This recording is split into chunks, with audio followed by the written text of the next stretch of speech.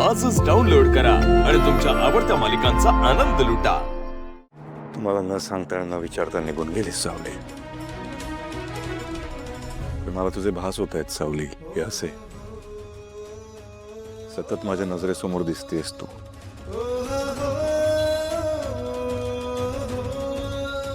नकळतपणे तू तुझी सवय लावलीस मला, नकळतपणे आपलंसं केलंस। या आधी असं कधीच झालेलं नाहीये, कधीच नाही।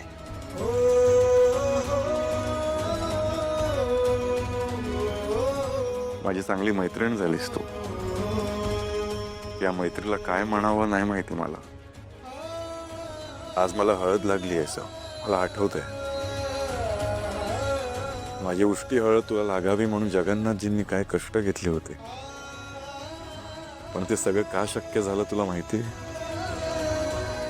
तुझ्या विठुरायाने ते सगळं घडवून आणलं।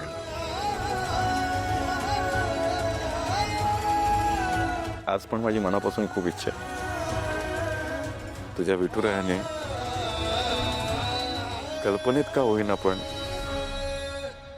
माझी उष्टी हळद तुला लावावी।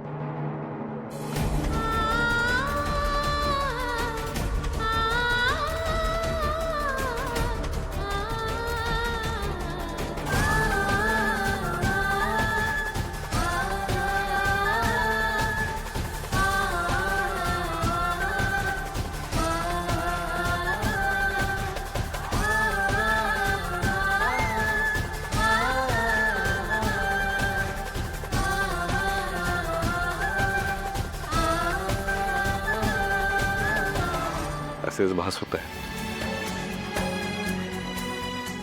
नाही सांगू शकत मी कोणालाच माझ्या मनात काय होतंय, काय घडतंय, काय विचार येत आहेत, नाही सांगू शकत। खूप सवय लागली आहे तुझी।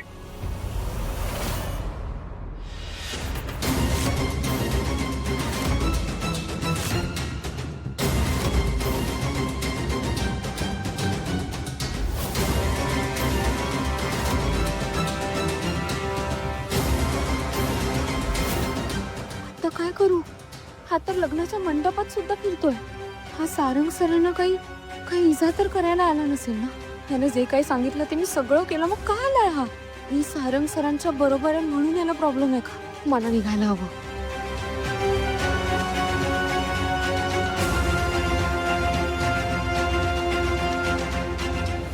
खरंच सवय झाली।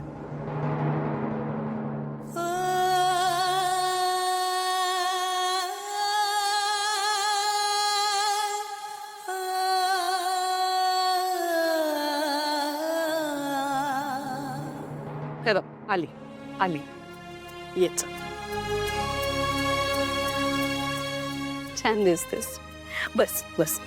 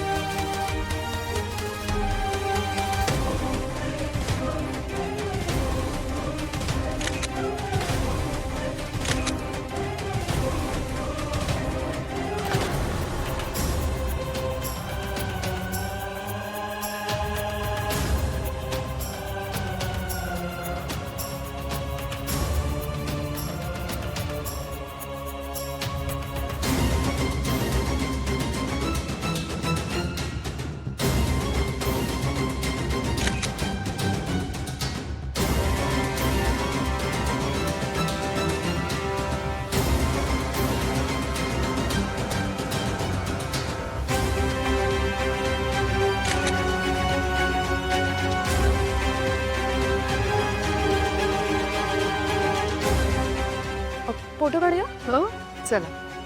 एक मिनिट।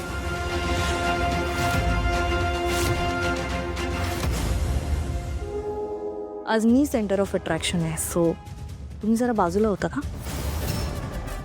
मला मॉम सोबत फोटो काढायचा आहे, चालेल ना मॉम? ऑफकोर्स. ऐश्वर्या, ती बरोबर बोलते. आज तिचा दिवस आहे. तू बस तिथे.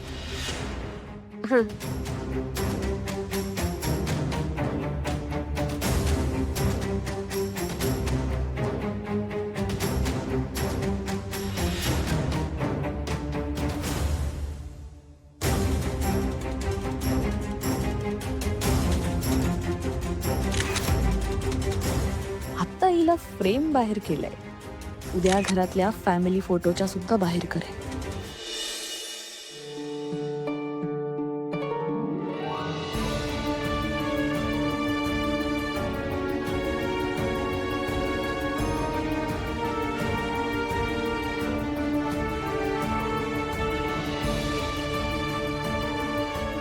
आता मगाशी आपलं बोलणं अर्धवट राहिलं. तू सांगितलं नाहीस तुझं सावली वहिनीवर प्रेम आहे की नाही.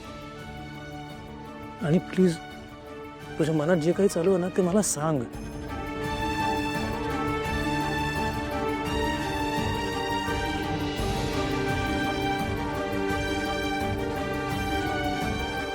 भाऊ आहेस तू माझा. तुझ्या सगळ्या चुका मी आईपासून लपवल्या. नेहमी तुझ्या पाठीशी उभा राहिलोय. पण माझ्या चुका लपवताना स्वतः इतकी मोठी चूक कधीच नाही केलीस तू दादा. स्वतःच्या मनाविरुद्ध लग्न करून खूप मोठी चूक करतोयस. आणि का? माझ्यासाठी नको करूस प्लीज. मी बघून घेईन माझं. त्याची काळजी नको करूस. मला फक्त एका प्रश्नाचं उत्तर दे. तुझं सावली वहिनीवर प्रेम आहे हे खरं आहे? मला कळत नाही मला काय होतंय. अजूनही मला असंच वाटतंय की सावली मला सोडून गेलेली नाहीये. खूप आठवण येते. भास होत आहेत सतत.